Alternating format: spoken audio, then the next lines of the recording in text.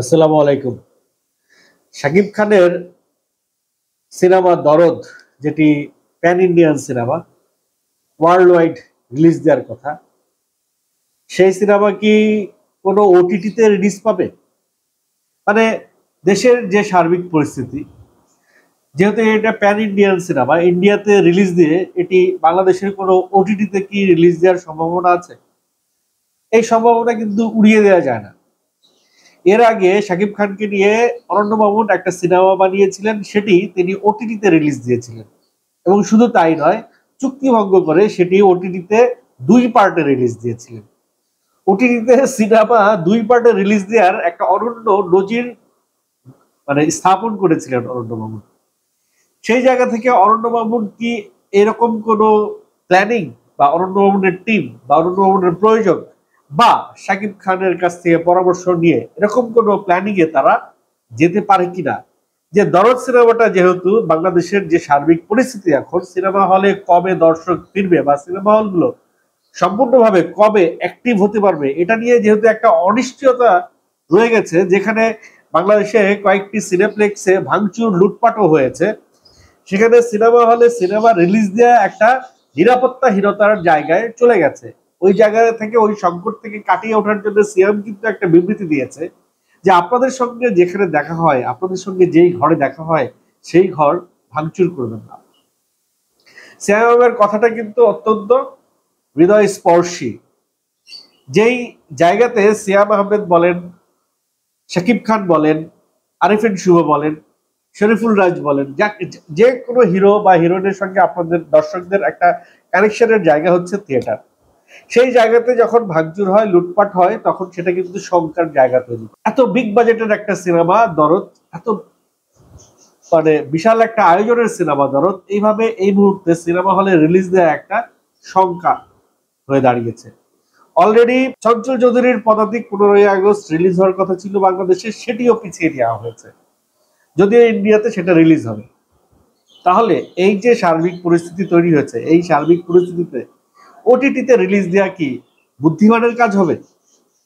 এর আগে কিন্তু বাংলাদেশে অনেক সিনেমা এভাবে কোনো নজির হয় নাই যে বাংলাদেশে কোনো বিগ বাজেটের সিনেমা প্রথমেই ওটিটিতে রিলিজ দেওয়া হয়েছে, অরণ্য মামুনের ওই সিনেমা ছাড়া। তো ওই সিনেমাটি কি ওটিটিতে কতটা ব্যবসা করেছে, কতটুকু তারা প্রফিট করেছে, এই সম্পর্কে তো বিস্তারিত তথ্য পাওয়া যায়নি। আর সেই সময় শাকিব খানের রেমুনারেশনও ছিল অনেক কম, তিনি সিনেমার প্রতি অনেক কম টাকা নিতেন এই সময়ের তুলনায়। তাহলে অরণ্য মামুন কি প্ল্যান করছে দরদ সিনেমা নিয়ে?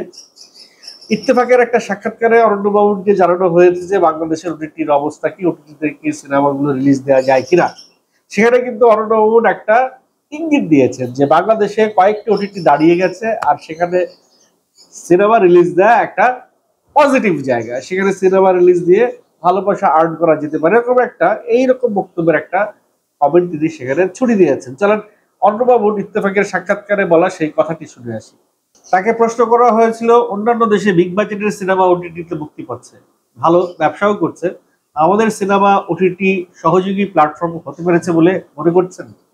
উত্তরে অরণ্য মামুন বলেছে, আমরাও কিন্তু ওটিটিতে ভালো অবস্থানে পৌঁছে গেছি, বেশ কয়েকটি প্ল্যাটফর্ম দাঁড়িয়ে গেছে, অনেক ভালো ভালো কাজ হচ্ছে, আমি নিজেও কাজ শুরু করেছি বলতে তিনি কি দরদ ওটিটিতে রিলিজ দেওয়ার ব্যাপারে কাজ শুরু করেছেন?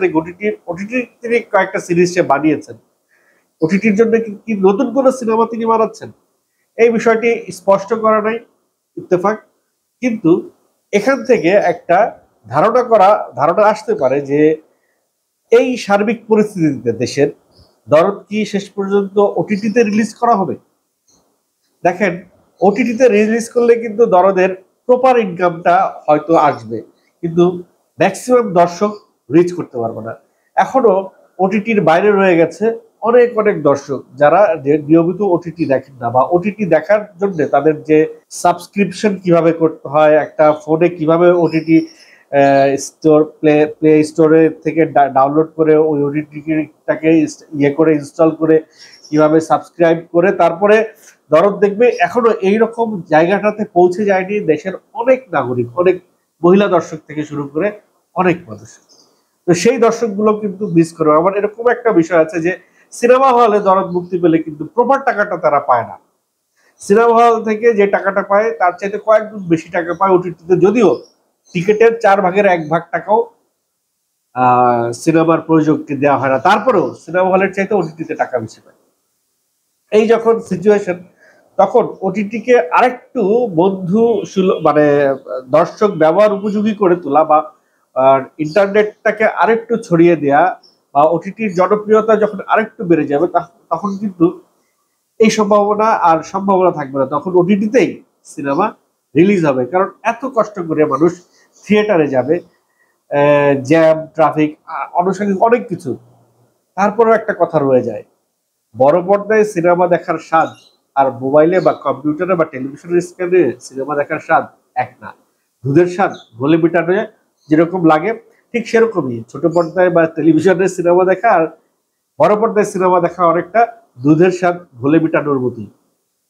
এবার আপনাদের একটু অন্যরকম একটা খবর দেয়, সেটা থেকে সম্প্রতিকালে স্বৈরশাসক শেখ হাসিনা তার বিরাগ ভাজন লোকদেরকে টর্চার করার জন্য আয়নাঘর নামে একটা টর্চার সেল বানিয়েছে, যে আয়নাঘরে আসলে কোনো আয়নাই নেই, এরকম একটা কন্টেন্ট মালিক আফসার হিসেব করে ফেলেছেন। যাই হোক, সেই আয়নাঘরে যে সমস্ত টর্চার হইতো, সেই আয়নাঘরে যা করা হইতো এবং সেই আয়নাঘরে যাদেরকে নেওয়া হইতো, এই বিষয়ে একটা প্রপার ইনভেস্টিগেশন করে যারা ভুক্তভোগী তাদের সাথে কথা বলে জয় সরকার পরিচালক জয় সরকার আয়নাঘর নিয়ে একটা সিনেমা বানাবেন, নামও দিয়েছেন আয়নাঘর, এবং সেটা তিনি প্রযোজক সমিতিতে লিপিবদ্ধ করেছেন নামটা। তার প্রথম ছবি ইন্দিবলাতে কাজ করেছে কেয়া পায়েল, সেই কেয়া পায়েলকে নিয়েই তার এই আয়নাঘর সিনেমাটা বানানোর তার প্ল্যানিং রয়েছে, এবং অন্যান্য যে কলাকুশলী থাকবে সেগুলো তাদের নাম জয় সরকার পরবর্তীতে ঘোষণা করবে।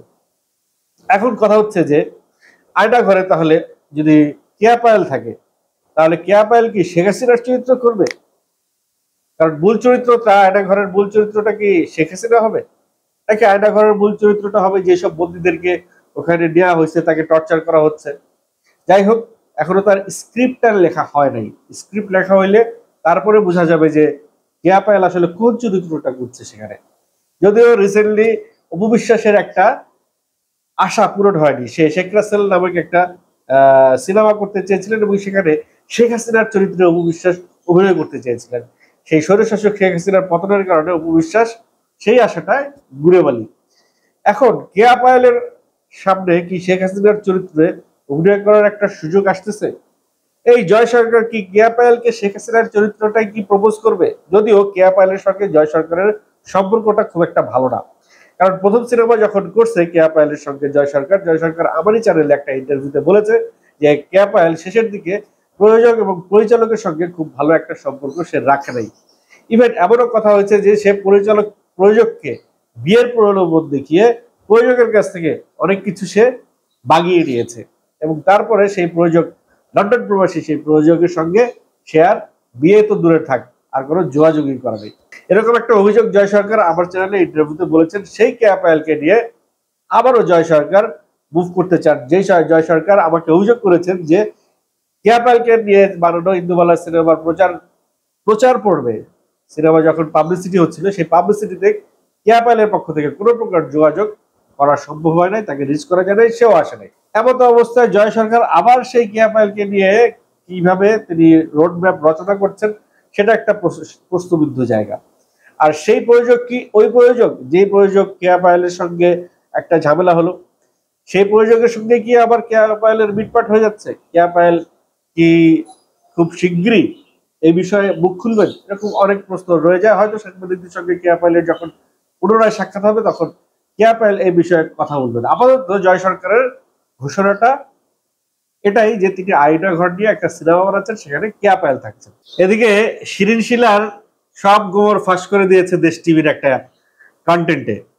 কিভাবে শিরিন শিলা এত পয়সার মালিক, কিভাবে এত টাকা পয়সা সে উড়ায়, কিভাবে এত টাকা পয়সা সে খরচ করে, তার বয়ফ্রেন্ডকে কে কোন কোন মন্ত্রী এমপির সঙ্গে তার সম্পর্ক, কোন কোন আওয়ামী লীগ নেতার সাথে তার সম্পর্ক ছিল, সব বলে দিয়েছে।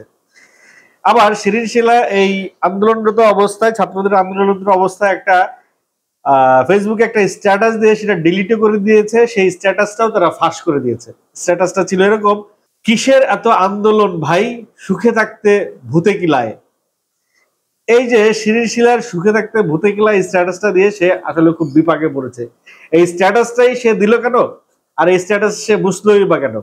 এই স্ট্যাটাসটা দেওয়ার কারণে সে কিন্তু এই সংবাদ মাধ্যমের নজরে এসেছে। এছাড়াও শিরিন শিলাকে নিয়ে এর আগেও একবার সংবাদ প্রচার হয়েছে, তাকে যে কোনো সময় আইন সংস্থা বাহিনী তুলে নিয়ে যেতে পারে জিজ্ঞাসাবাদের জন্য, এই ধরনের একটা প্রসঙ্গ উঠে এসেছিল। কিন্তু শিরিন শিলা তার ক্ষমতা বলে তাকে, পরিমণিকে যেখানে নিয়ে যেতে পারছে আইন শৃঙ্খলা বাহিনী, শিরিন শিলাকে নিতে পারে না আইন শৃঙ্খলা বাহিনী কোন এক ক্ষমতা বলে।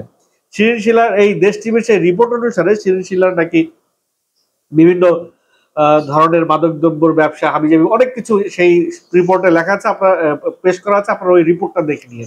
আমি এ বিষয়ে কিছু বলতে চাই না। তো শিরিন শিলা এখন একটা গুমট পরিবেশের মধ্য দিয়ে সে তার অবস্থান তৈরি হয়েছে। এই অবস্থায় শিরিন শিলার মতো আরো অনেক অভিনেত্রী আছেন এবং তারা মোটামুটি খুব ভয়ে তটস্থ হয়ে আছেন কখন কার কোন গোপন কথাগুলো সংবাদ মাধ্যমে ফাঁস হয়ে যায়।